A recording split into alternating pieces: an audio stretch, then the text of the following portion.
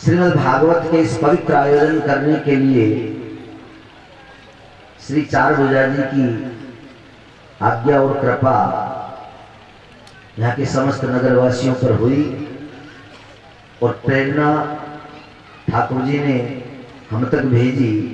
लेकिन अपन कहते हैं ना, कोई भी काम बनता है उसका कोई निमित्त मात्र बनता है, और वो निमित्त मात्र की मैं आपको अगर थोड़ा सा आप रामचरितमानस का ध्यान देंगे तो मैं समझता हूं कि रामचरितमानस सुनना आपका सफल हो रहा है। कैसे? श्री चारभुजा जी की कृपा, यहाँ की इस दिव्य मूर्ति के स्वरूप का वर्णन हमने तोड़ाराय सिंह ने, जो आपके यहाँ की बहन बेटी है मैनाबाई, उसके माध्यम से सुना था।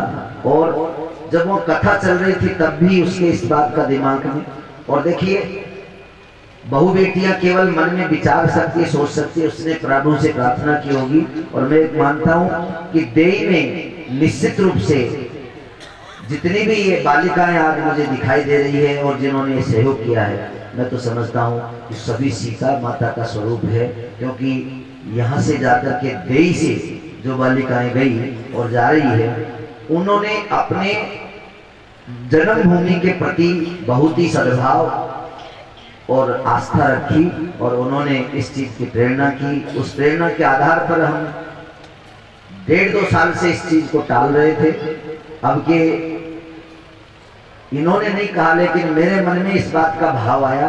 मैंने कहा 1.5-2 साल पहले देई और चारभुजा जी का नाम सुना था, इसका मतलब परमात्मा की प्रेरणा से ही वो नाम हमको कानों तक पहुंचा। और मैंने मन बनाया और जबरदस्ती हमारे जो आपके यहाँ के जवान जी है, शिष्य हमारे ओम जी, गोलू भैया, उसको कहा, मैंने कहा आप थोड़ा देई में संपर्क करो। और उन्होंने सबसे पहले प्रेम जी मार साहब पीटीआई साहब को सूचना करी। पीटीआई जी ने सभी आस्थावान जितने इनके मिलने वाले थे उनसे संपर्क करके एक बहुत बढ़िया मीटिंग का आयोजन चारभुजा जी के रखा। और तदंतर उसके पश्चात हम लोग सब आए और उसके बाद बीच बीच में जब भी अवसर पड़ा सहयोग का, सलाह मशविरा का, तो 3-4 बार गाड़ी, 4-5 बार गाड़ी वहां से भी यहाँ तक आई और मार्गदर्शन करके गई। जैसा बना शिष्टमंडल आए और इस तरह से 3-4 महीने के विशेष और मैं तो ये कहूँ अनूठे प्रयास से। और सबसे बड़ी बात त्याग तपस्या के, आप देखिए इनके परम मित्र जिनका समूह है पूरा, प्रेम जी मार साहब, अशोक जी मार साहब, इधर हमारे साहू साहब जो अध्यक्ष जी भूमि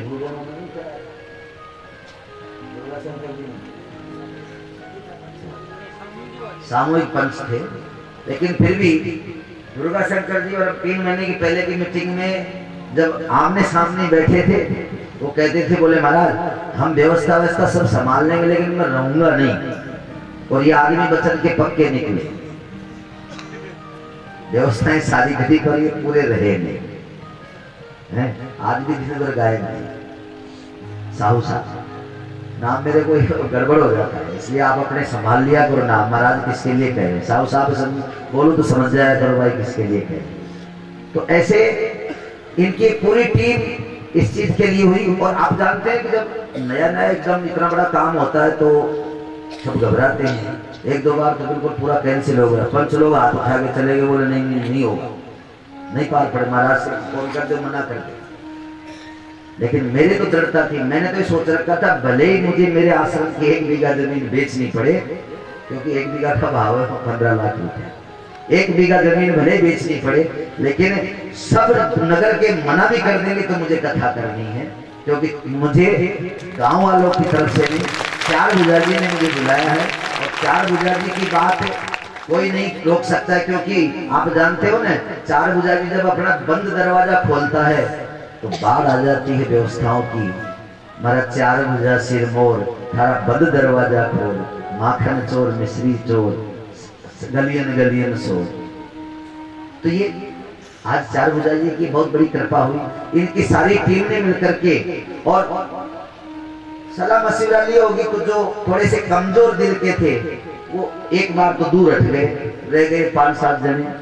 इन्होंने कहा जो होगा सो देखा जाएगा, और ये कारवां चल पड़ा, और कारवां चल पड़ा तो आज इस जगह पे अपन लोग बैठे हैं।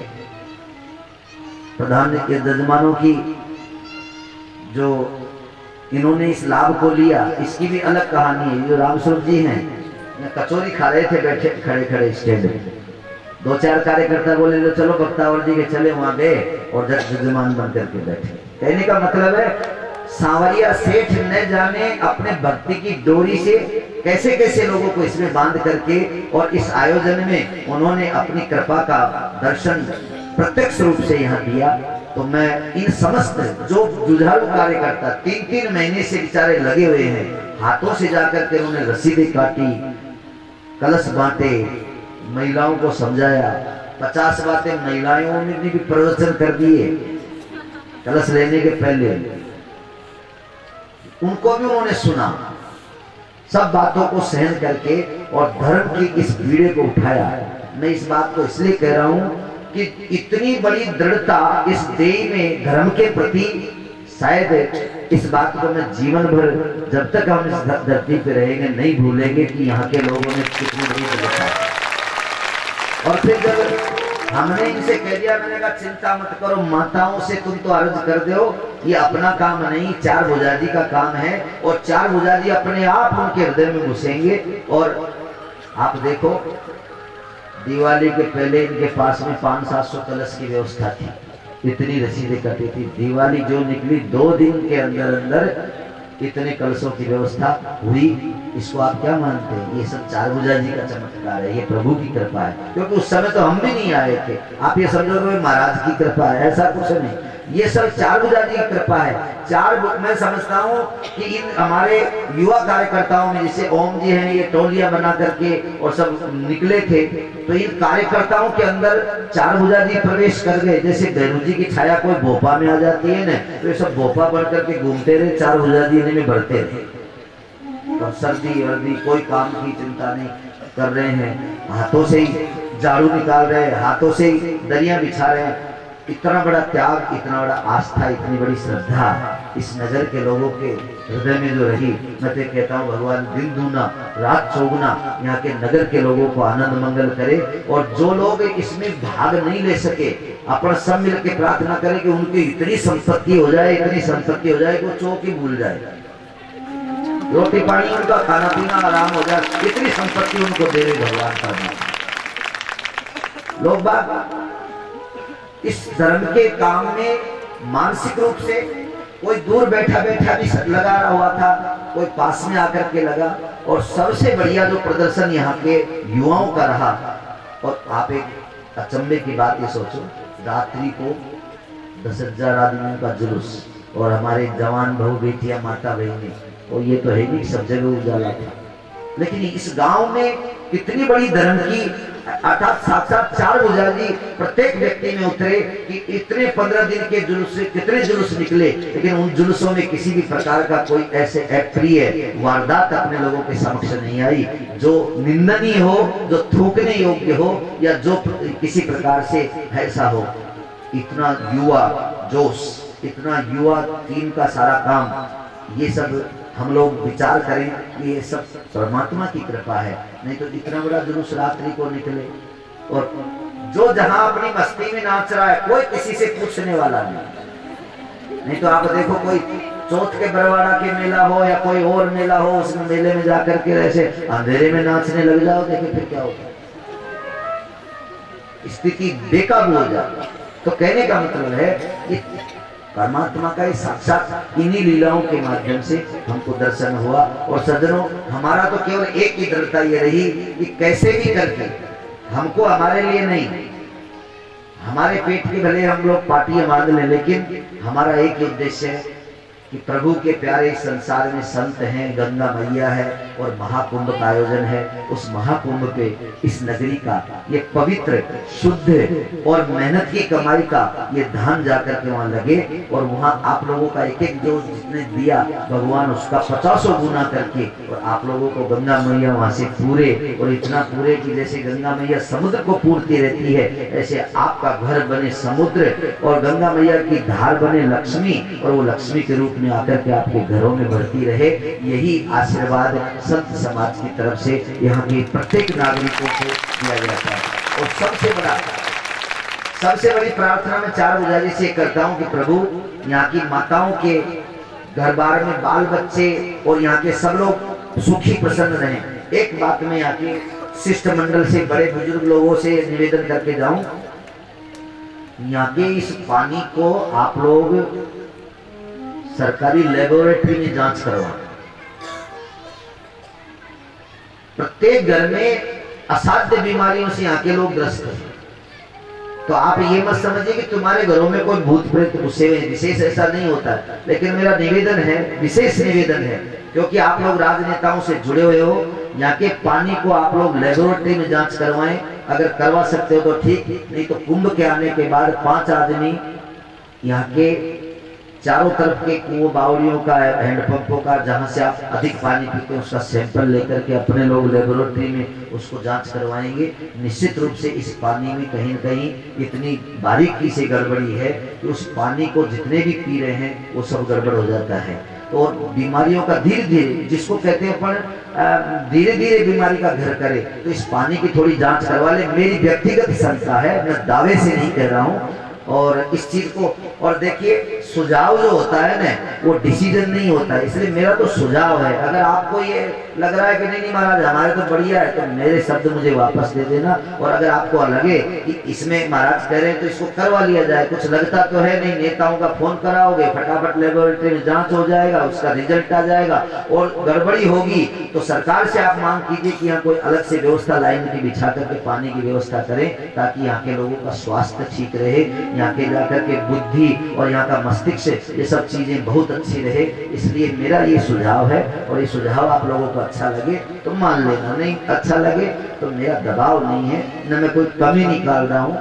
और ये सुझाव जो मैंने दिया है अपने जनहित के लिए दिया है। आप लोग इस चीज का थोड़ा सा बहुत बारीकी से, क्योंकि हमने इसका प्रत्यक्ष उदाहरण देखा, जितने लोग आए। अभी जो ये माइक वाला भैया है ना, इसका छोटा भाई आया था और यहाँ से 4 दिन पानी पी करके गया और अभी वो आईसीयू में भर्ती है, 5 दिन हो गए। तो कहने का मतलब है वहाँ डॉक्टर ने बताया बोले फूड पॉइजन। अब फूड पॉइजन की बात करें तो यहाँ ऐसा फूड ही नहीं था जिसका पॉइजन बने। रोटी दाल खाई थी, क्योंकि आप कई कार्यकर्ता देख रहे थे कि यहाँ शुरू से लेकर के 10 दिन तक रोटी दाल बनी थी, इससे ज्यादा कुछ नहीं बना। तो कहने का मतलब है इसकी खुद की तबीयत खराब रही, जो लीला मैडम को पता है, उन्होंने डॉक्टर साहब को ले जाकर के दिखाया, कहा कि नहीं इनको ऐसा करो आप बिस्लरी का पानी पिलाओ।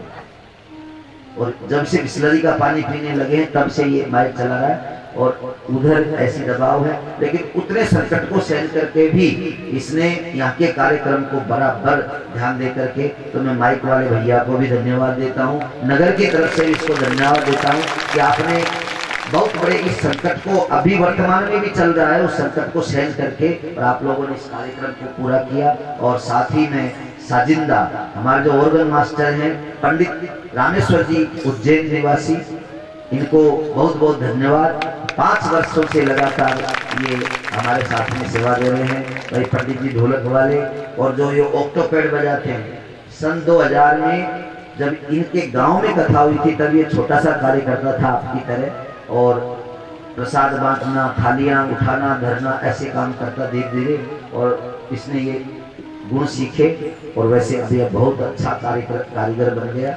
लेकिन सेवा में बराबर जब भी याद करें इनको भी धन्यवाद। और हमारे इस कार्यक्रम के प्रमुख हीरो जिनको कह सकते हैं राधेश्याम जी महाराज, ये पूरी समिति के चहेते हैं, वैसे बहुत मजाकिया मूड के रहते हैं। और उन्होंने इस आयोजन को जहां जहां भी उनकी जरूरत पड़ी, बिल्कुल एक महान स्तंभ की तरह समिति के साथ लग करके उन्होंने इस आयोजनों को, चाहे वो प्रसन्न जन्म की व्यवस्था हो, चाहे यहाँ के पूजन की व्यवस्था हो, रात दिन इधर उधर दौड़ धूप करके, और उन्होंने इस आयोजन को आपके कार्य में पूरा सहयोग उन्होंने दिया। मैं उनको भी धन्यवाद देता हूँ। साथ ही इस आयोजन के आचार्य, ग्रामाचार्य, इस पृथ्वी के चलते फिरते देवता के स्वरूप में हमारे पंडित जी महाराज, नाम तो मैं नहीं जानता, श्याम सुंदर जी शर्मा, उन्होंने पूर्ण मनोयोग से, अब ब्राह्मण हैं, ब्राह्मणों में देखो परशुराम जी की आत्मा भी निवास करती है, दुर्वासा ऋषि की भी निवास करती है, विश्वामित्र जी की भी करती है, वशिष्ठ जी की भी करती है।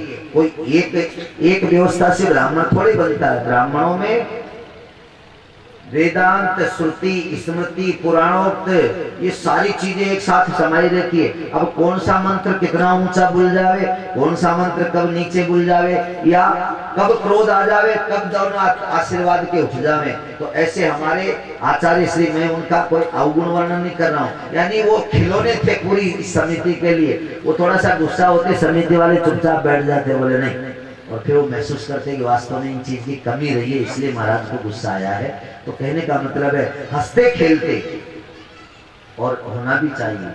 अगर वो डांट डपट नहीं देते तो हम लोग पूजन की व्यवस्थाओं में थोड़ा सा यूज हो जाते, तो अपनी सारी व्यवस्थाएं गड़बड़ा जाती। इसलिए आप उनके कहे सुने का भी बुरा नहीं मानना। उनकी तरफ से मैं क्षमा याचना कर लेता हूँ ऐसी जनता से। और देखो, इतने बड़े काम में आप खुद जानते हो, घर में ब्याह करते हो तो मेहमान पाहुणे सब आते हैं, लेकिन वो सब संतुष्ट होकर नहीं जाते हैं। इसको भी भगवान चारुजानाथ का कुछ मान लेना, विवाह शादी मान लेना। इतना बड़ा आयोजन हुआ 15 दिन का, इसमें थोड़ी बहुत कमियां तो रहती है, पूर्णता किसी से नहीं होती, हमसे भी पूर्णता नहीं हुई, आपसे भी नहीं हो सकती। तो कमियों की तरफ ध्यान न दे करके इसकी अच्छाइयों को ही, जहां भी जाओ अपने गांव की प्रतिष्ठा मान करके इसकी अच्छाइयों का वर्णन करना।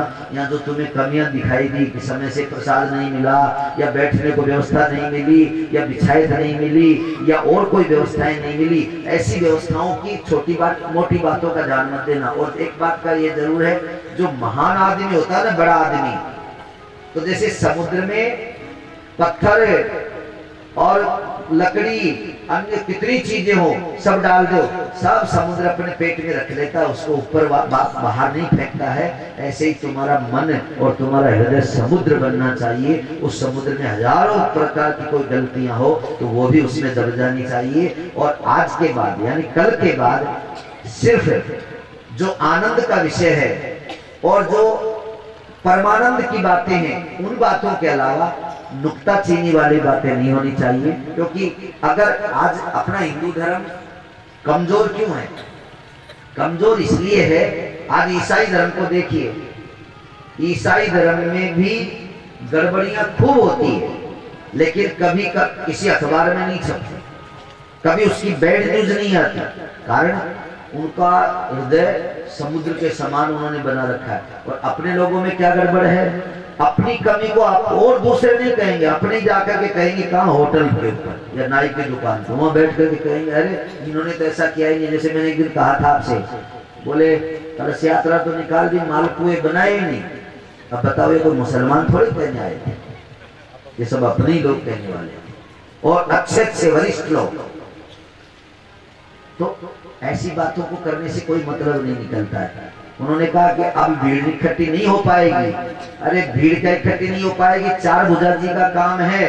कलश यात्रा से फिर स्पीड बढ़ने लगी, तो जितने भी तुम लोगों ने आयोजन किए, उस कलश यात्रा से 5-5 गुना भीड़ इस नगर ने दी। ये क्या कम उदाहरण है? जनता खाने की भूखी नहीं है, जनता रोटियों की भूखी नहीं है, जनता तो भगवान के प्रेम की भूखी है और आशीर्वाद की, 4 भुजा के आशीर्वाद की भूखी है। 4 भुजा जी के नाम पे जनता आ रही है, 4 भुजा जी का काम कर रही है, 4 भुजा जी की नगरी का आनंद हो रहा है। इससे ज्यादा और किसी के लिए कोई यश वाली बात नहीं है। न तो इसमें कोई राधे बाबा का यश है, न इसमें किसी और का यश है। ये 4 भुजा जी का काम था और आपने, हमने, सब ने मिलकर के इस आयोजन को 4 भुजा जी के जैसी उनकी इच्छा थी वैसा इसको संपूर्ण किया। अब अपन लोग पूर्णावती की तरफ बढ़ रहे हैं और पूर्णावती की तरफ बढ़ते बढ़ते कल जो है अपने यहाँ एक दिव्य हवन की व्यवस्था का आयोजन हो रहा है। उस दिव्य हवन में जो जोड़ों के नाम आ चुके हैं वो तो बैठ करके हवन करेंगे ही। 5 कुंड हैं, उनके प्रमुख यजमानों का अभी आप लोग निर्णय कर लेंगे, बस्ती और सारे जितने भी हैं ये मिल करके। इसके बाद माताओं का एक सूचना माताओं को पीटीआई जी ने दी थी, लेकिन माताओं ने उस चीज का ध्यान नहीं दिया। जिन माताओं के यहाँ कंडे हैं छाना, अब भले वो थापे हुए हो या बिना थापे, तो जिनके थापे हुए हो वो भी और जिनके बिना थापे हैं वो भी। आप सब बैठ नहीं सकते तो एक बात है, पुरानी परंपरा में हमारे संतों ने कहा कि हम अगर दूनी नहीं ताप सकते तो